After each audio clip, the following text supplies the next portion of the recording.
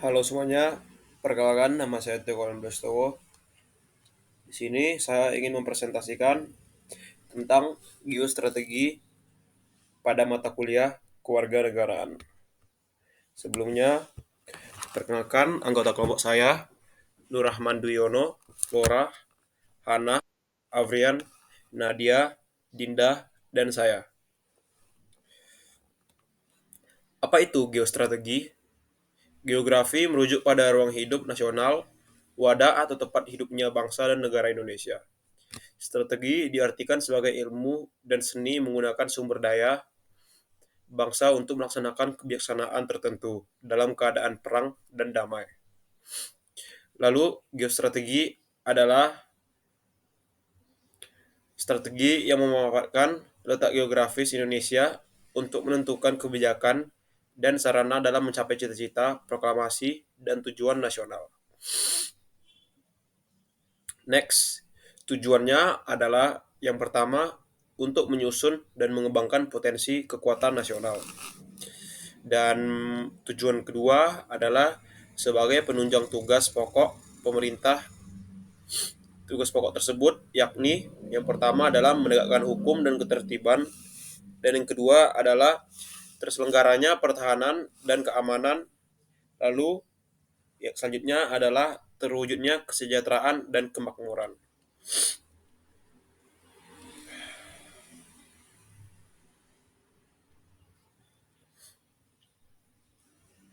Selanjutnya adalah fungsi.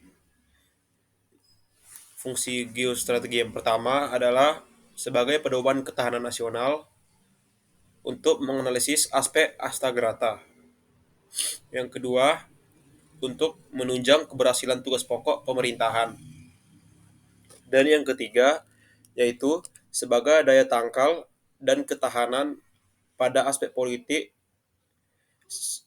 ekonomi, sosial budaya, dan pertahanan dan keamanan. Selanjutnya, untuk menyusun dan mengembangkan potensi kekuatan nasional. Dan selanjutnya, sebagai kondisi, metode, dan doktrin untuk mengembangkan kekuatan nasional. Salah satu contohnya adalah sengketa blok Ambalat antara Indonesia dan Malaysia.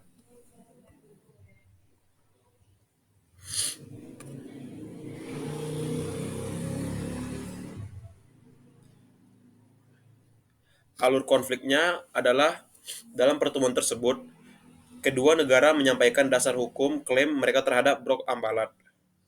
Menurut Uniclos 1982, Indonesia diakui sebagai negara kepulauan yang garis pangkal penentuan wilayahnya ditarik dari wilayah kepulauan terluar. Sementara Malaysia dianggap sebagai negara pantai biasa yang hanya dapat menggunakan garis pantai biasa untuk menentukan batas wilayah. Oleh karena itu, Ambalat diakui sebagai wilayah Indonesia sesuai dengan UNCLOS 1982. Meskipun telah adanya penyelesaian, isu ini tetap menjadi titik gesek yang perlu terus diperhatikan dalam hubungan bilateral Indonesia dan Malaysia. Upaya penyelesaiannya adalah melalui dialog diplomatik dan kerjasama maritim.